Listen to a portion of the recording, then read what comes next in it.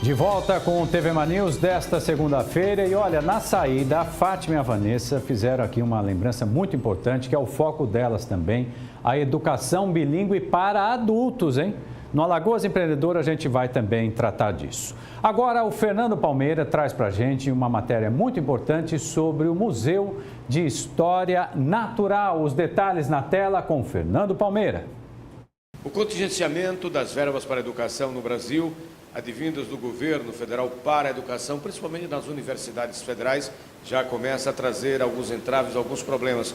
O exemplo que a gente pode dar mais recente de fósseis que estavam chegando, como já chegaram da Rússia, para o Museu da História Natural da Universidade Federal de Alagoas, é preciso fazer uma cota, ou seja, uma vaquinha, que os estudantes, através das redes de computadores, já começaram a trabalhar para ter direito a essas relíquias da história antropológica, arqueológica, que o nosso museu deve receber, sim, para ficar cada vez mais importante e mais rico. Vamos saber aqui do próprio diretor do museu, o professor Jorge Luiz Lopes. Ele nos fala melhor, nos conta melhor essa história, esse drama, esse dilema que está sendo vencido aí pelos estudantes. Olá, bom dia. É verdade. Os nossos estudantes, se mobilizaram com essa proposta, já que tínhamos um prazo para retirar esse material, para fazer com que ele fosse encaminhado de São Paulo para aqui, para Alagoas. E, por conta desse prazo, os meninos resolveram se mobilizar e sugeriram a criação da famosa vaquinha. Vaquinha online. Vaquinha online. E foi isso que foi feito. E no mesmo dia, começamos às 10 da manhã, quando foi no fim da tarde, no início da noite, às 18 horas aproximadamente, já tínhamos obtido o recurso. Aí cancelamos imediatamente a vaquinha, porque não precisávamos mais do que isso, e agora já fizemos os pagamentos para com que esse material seja enviado de São Paulo para Alagoas. Esse dilema aí de recursos minguando cada vez mais, talvez tenha possibilidade a própria reitoria de arcar com esses impostos aí? É possível. O problema é que o trâmite tem um prazo. No momento que a gente acessa o site e que toma conhecimento de quais são as pendências que nós devemos realizar, o número de dias diminui consideravelmente. Então, por conta disso, havia uma possibilidade desse material retornar para a Rússia, algo que nós não queríamos em hipótese alguma. Por conta disso, nós optamos por tentar agilizar o mais rápido possível, e essa estratégia funcionou maravilhosamente bem, para podermos trazer esse material sem correr o risco de nos aproximarmos da data de devolução. Apresenta uma riqueza a mais na pesquisa, no estudo, e também como uma riqueza atrativa para os pesquisadores de Alagoas e de todo mundo. Exatamente, era esse o pensamento. É um patrimônio científico importante, nós podemos usá-los para pesquisa e fazer correlações, estudos de comparação com o que aconteceu aqui e com o que aconteceu lá no mesmo período. Então tem um valor científico importantíssimo, mas sem dúvida nenhuma tem um valor cultural agregado muito maior, porque esse material vai ficar em exposição, esse material vai permitir com que todo mundo possa ver fósseis de uma outra localidade, com a outra característica. Então, é um patrimônio cultural também agregado ao patrimônio do museu e, sem dúvida nenhuma, para o povo alagoano. Tem alguma peça jurássica aí? Aí nós temos sim, temos bastante, por sinal. Tem dentes de tubarão do Jurássico, temos madeira do Jurássico, tem muito material do Jurássico.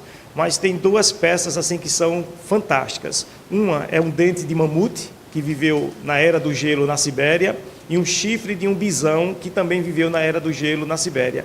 Então, como aqui em Alagoas nós temos muitos fósseis do Pleistoceno, principalmente na região semiárida, nós vamos poder fazer uma exposição comparando os animais que viveram na Sibéria no mesmo período dos que viveram aqui, que são muito parecidos, Então dá para a gente fazer algo até desse tipo assim também. Essas pessoas assim, nós temos, primeiro agradecemos consideravelmente pelo carinho, por ter feito a doação, e pela confiança, porque sabe que é um trabalho sério, um trabalho de pessoas comprometidas e que tinha realmente o intuito, a intenção de trazer esse material que vai ficar em exposição. Então, essas pessoas que nós chamamos amigos do museu, nós temos uma gratidão imensa, por essa demonstração de confiança, de carinho, e que já estamos prontamente os convidando para, assim que esse material chegar em Alagoas e ficar em exposição, nos fazer uma visita, porque será agradecido pessoalmente. Muito obrigado.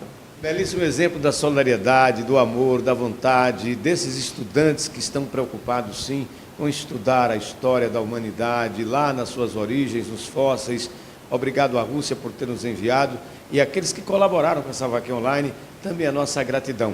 Esse é um grande exemplo e mais um que sai de Alagoas, da nossa consciência de civismo, de amor pela ciência e, acima de tudo, pelo patrimônio de todos nós, a ciência, a nossa Universidade Federal de Alagoas. Com as imagens do Flávio Santos, Fernando Palmeira para a TV Mar, da organização Arnon de Melo, no canal 25 da NET. Tá aí, muito obrigado ao Fernando Palmeira. Eu sei que você estava com saudade dela, mas hoje ela está de volta aqui ao estúdio para a previsão do tempo.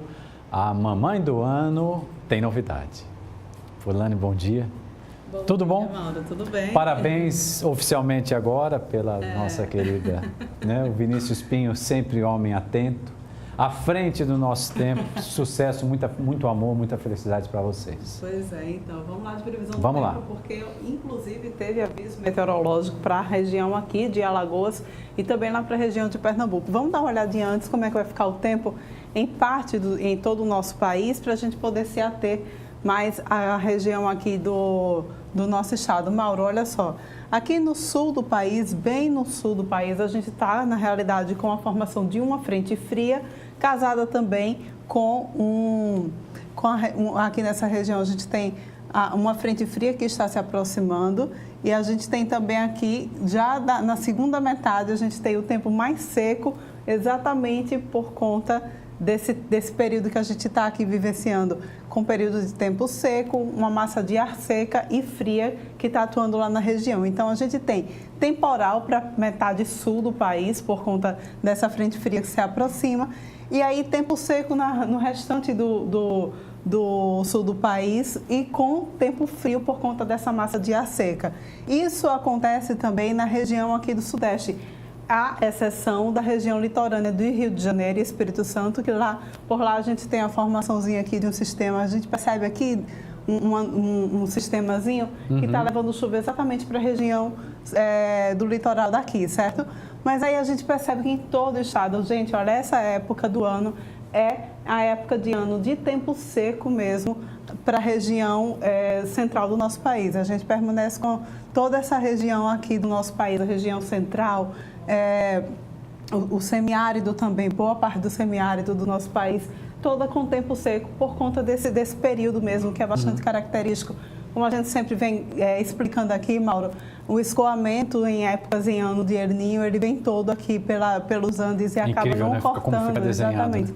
E acaba não entrando umidade aqui na região nessa região central do país. E isso é que configura, então, esse tempo seco nessa época do ano.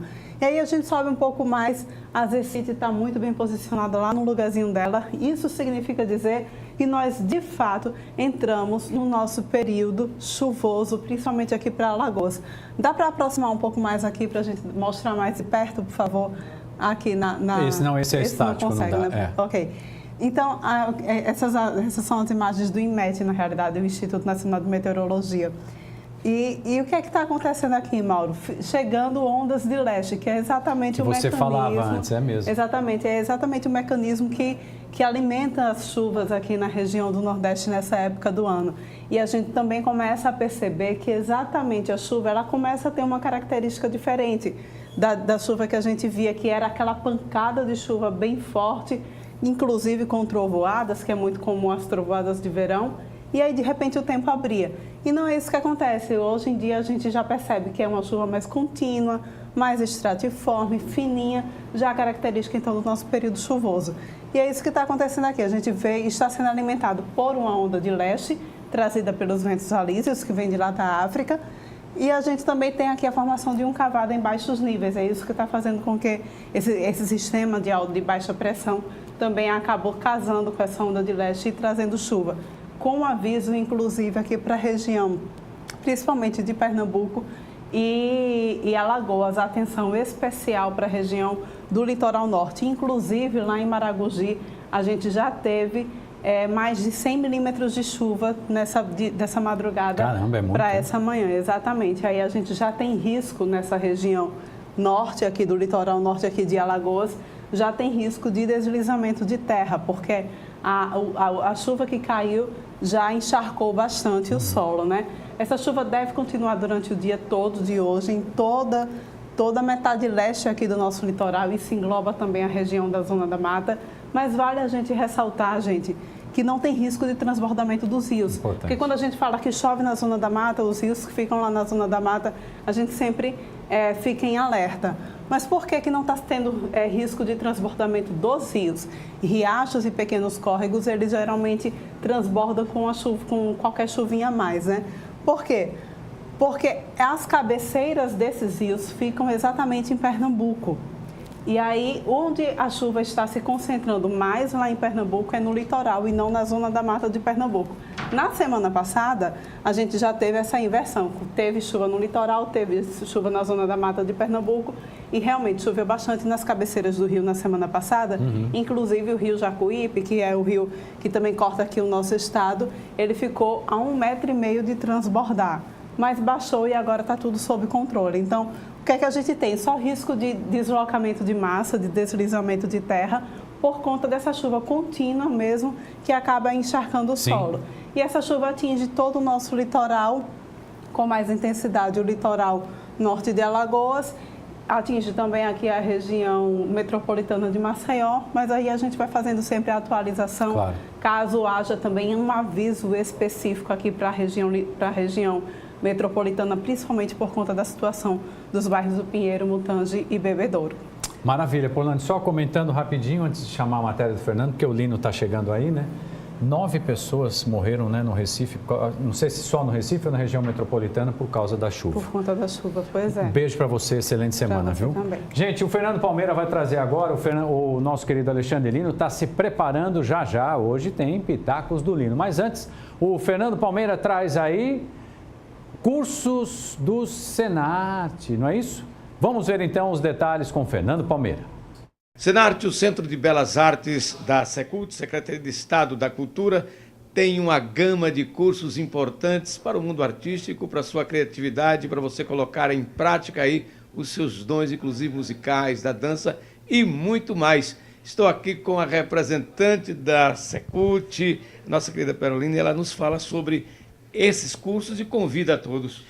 Então, o Senart é um dos principais equipamentos culturais da Secretaria de Cultura do Estado, que tem o objetivo, na verdade, de formar, né, as pessoas com cursos gratuitos, isso é importante ressaltar, Fernando, com cursos gratuitos nos mais diversos segmentos da cultura, né? A gente tem tanto a parte de, por exemplo, História da Arte, diversos cursos na área de música, com violão, bateria, o mais recente de pandeiro, teoria musical, que na verdade é a base de todos esses cursos, né? Temos artesanato e, enfim, a gente também está entrando com esses são cursos de longa duração, tá?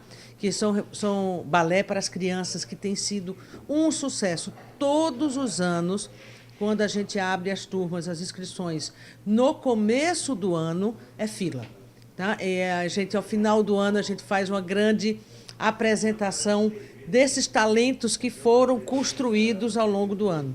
Além desses cursos que a gente chama de longa duração, de formação efetivamente, o Senart, também a Secretaria de Cultura, a política cultural do Estado de Alagoas, tem focado também muito numa questão da valorização, difusão da identidade e da diversidade cultural. E o que é que a gente faz? A gente faz oficinas de laboratórios de curta duração que a gente vai enfocar a identidade. Por exemplo, a gente já fez um projeto que já tem 4 anos, que chamava Laboratório Vivo, e a gente expandiu agora para Laboratório da Identidade e Diversidade Cultural. A gente já fez oficinas com o mestre João das Alagoas, de Capela, com a mestre Irineia do Muquem, a gente já fez sobre artesanato indígena, e a gente já fez e está fazendo, né, também sobre a cultura mais inclusiva, com artes plásticas voltadas para deficientes. Recentemente a gente fez para autistas e para cegos também. E agora a gente encerrou, agora no dia 4, aliás, na verdade começou no dia 11 de junho, uma oficina espetacular, uma grande aceitação, que é a oficina do bordado filé, que é a nossa raiz, em termos de artesanato, é de fato o filé. Quem não conhece o filé? Abrimos 2 turmas, só 20 vagas, porque precisa ser pequeno, de fato, porque você vai aprender a fazer o filé. Um sucesso. E aí a gente está pensando realmente, acho que em abrir uma nova turma. Mas, em resumo, Fernanda, a gente tem o Senart como um equipamento importantíssimo que, se a gente contabiliza ao longo do ano, nos mais diversos cursos que são ofertados, são mais de 1.000 inscrições feitas por ano para formação e difusão da cultura e cursos gratuitos. O Senart está aí há 35 anos, essa feita com mais de 300 vagas, essas oportunidades e essa novidade aí para o filé, essa riqueza que é bem característica nossa, lá do Pontal da Barra e tantas outras coisas maravilhosas. Contar um pouquinho da história do Senart é importante e também falar de como as pessoas devem proceder para ter com segurança a matrícula. Fácil se dirigir ao Centro de Belas Artes, ali na rua Pedro Monteiro, no centro da cidade, munido só de seus documentos pessoais, RG, CPF, um comprovante de residência e foto 3x4. Escolher a turma mais conveniente dentro dos seus horários disponíveis, dentro das suas aptidões, né, que você está buscando, na verdade, se aperfeiçoar ou conhecer ou iniciar uma atividade cultural, né, um curso na área de cultura. A inscrição é super simples e, volto a dizer, insistir com forte mesmo, gratuitos. Todos esses cursos são gratuitos, destinados a toda a população de Alagoas, em especial Maceió, que ele está sediado, né, na capital. Que maravilha, essa riqueza que está em você, do seu talento, na dança, na música, na arte em geral, e até nessa maravilha de confeccionar peças como filé, as oficinas, tudo isso, riqueza nossa, e a riqueza que está dentro de você, a gente não pode deixar passar despercebidamente. Fique ligado, vá até o Senart ou na própria Secult, se informe, se oriente e participe. Um beijo aqui para a Melina Freitas, através da Peró, a risonha secretária de Cultura do meu estado. Um abraço, felicidades, hein? Parabéns pelo belo trabalho, Melina. Quase mais do Chico Nogueira, Fernando Palmeira para a TV Mar da organização, Arnon de Melo no canal 25 da NET. Tá aí, muito obrigado ao Fernando Palmeira. O Fernando Palmeira já está chegando ao vivo, mas antes eu quero fazer um convite a você. Hoje no programa da Mara, o Bem Assim, nós teremos a Boutique do Bolo. Muito legal, estou vendo aqui já o circo sendo armado, você não pode perder já já. Mas antes, chega Fernando Palmeira ao vivo ao lado do nosso querido repórter cinematográfico Chico Nogueira. Bom dia para vocês. Bom dia, Vendequim. Um abraço para você, para toda essa maravilhosa equipe, para você que nos assiste. Muito obrigado por estar sempre com a gente. Eu e Chico Nogueira, agora o tema é saúde, direto aqui da Secretaria Municipal de Saúde. Vamos falar sobre a vacinação contra a influenza, uma gripe que no século passado, principalmente na Europa, dizimou muitas vidas, mas que aqui a meta foi atingida praticamente em totum, estabelecida pelo Ministério da Saúde, quase 100%. E agora é hora de chamar a atenção para vacinar contra a influenza, reforço para as crianças e também não esquecer os adultos, principalmente aqueles que não puderam se locomover e que vão receber a vacinação em casa, principalmente os acamados. É por isso que nós estamos aqui para falar com a coordenadora ou gerente do Programa de Imunização da Secretaria Municipal de Saúde, Eunice Amorim, que nos fala sobre essa meta agora final para o reforço crianças e idosos. Isso, Maceió atingiu a meta preconizada pelo Ministério da Saúde até o dia 31 de maio, que foi o término da campanha, né? Então a gente ultrapassou 90%. Hoje, a situação real de Maceió, hoje a gente está chegando a 100% de vacinados, né? Então, a partir de hoje, a gente continua a vacinação apenas para a segunda dose das crianças, que são aquelas que tomaram a primeira dose no período da campanha, tá? E necessitam, com 30 dias, um reforço para completar a imunização. Essas crianças que necessitam a segunda dose são aquelas que tomaram a vacina pela primeira vez. Então, se a criança já tomou ano passado, que tem a faixa etária de 6 a 8 anos, não há necessidade de tomar uma segunda dose, tá? Só toma a segunda dose essas crianças que tomaram a vacina pela primeira vez. Crianças de 6 meses a 8 anos de idade e os idosos, aqueles que estão acamados, que não tiveram a possibilidade. Qual o impedimento, principalmente para o idoso que esteja? Qual a doença que impediria? Isso. O serviço de vacinação para os idosos acamados, a gente deu início desde o começo da campanha. Como são muitos, a gente sempre se estende. Então, por isso que a gente também teve o cuidado de fazer uma reserva para esses idosos que já têm um cadastro, tá? Que ligaram no período da campanha, a campanha terminou, mas a gente continua a atender esses idosos em seu domicílio, tá? São os idosos acamados, aqueles que não têm como o familiar levar numa unidade de saúde ou no período da campanha ter como se locomover para um posto volante, tá? Geralmente são aqueles sequelados, né? Ou até pela idade eles já não se locomovem. Então, esse serviço a gente ainda está fazendo diretamente na residência. A gente não está pegando mais cadastro, tá? Porque já teve mais de 40 dias de campanha, então foi pego o cadastro desses pacientes durante o período da campanha. Terminou a campanha, a gente ainda continua a atendê-los. Foram mais de 257 mil doses da vacina e muitas pessoas ainda cheias de preconceito, como gente que eu conheço, e que deixaram de se vacinar. O que é que a gente poderia dizer para esse público aí? Isso. As pessoas que ainda não se vacinaram, que fazem parte do público-alvo, né, elas precisam ter consciência da importância da vacinação.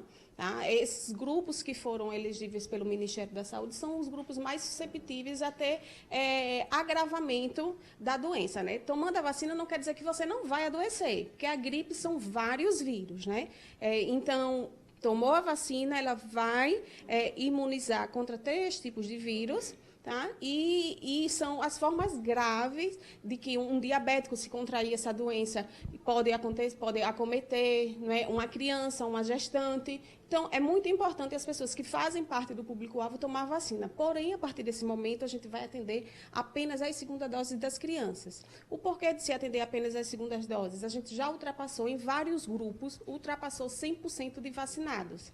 Tá? Então, caso o Ministério da Saúde envie mais vacinas, a depender do quantitativo que o Ministério da Saúde enviar, então a gente volta a abrir para o público-alvo, aquelas pessoas que não tomaram. Vacina é prevenção e prevenção é melhor que depois ter que curar a doença. Até quando, definitivamente, nós teremos essa vacinação? Isso, a vacinação é a melhor forma de prevenir, né? Não tem como a gente dizer até quando. Tá? A gente está disponibilizando, a partir de hoje, disponibilizando para as unidades um certo quantitativo, né, abastecendo quase que diariamente, vai depender do fluxo, para as segundas doses das crianças que tomaram pela primeira vez. Não tem como a gente dizer, vai ser até 10 dias, mais 15 dias. Não. A gente vai abastecendo na medida do que a gente tem disponível. Tá? A gente fez uma reserva exclusivamente para essas segundas doses. É importante esse serviço, essa orientação, essa prestação de serviço para orientar você. Afinal de contas, a vacina é de graça, aparentemente, porque você já pagou com o seu imposto. Então, aproveite, porque vacinar significa dizer prevenir e ter saúde logo lá na frente. Aqui da Secretaria Municipal de Saúde, com as imagens de Chico Nogueira, Fernando Palmeira, para a TV Mar News. Meu caro Mauro Verdequim, é com você. Muitíssimo obrigado ao Fernando Palmeira e com essa notícia muito importante a gente encerra a edição desta segunda-feira. Lembrando que o Alexandre Lindo daqui a pouquinho chega no canal Esportes, trazendo aí tudo sobre o esporte no Brasil e no mundo. A gente volta amanhã a partir das 8h30 para mais uma edição do TV Man News. Tenha uma excelente semana e homenagem ao Lino. Salve a letrinha, até amanhã.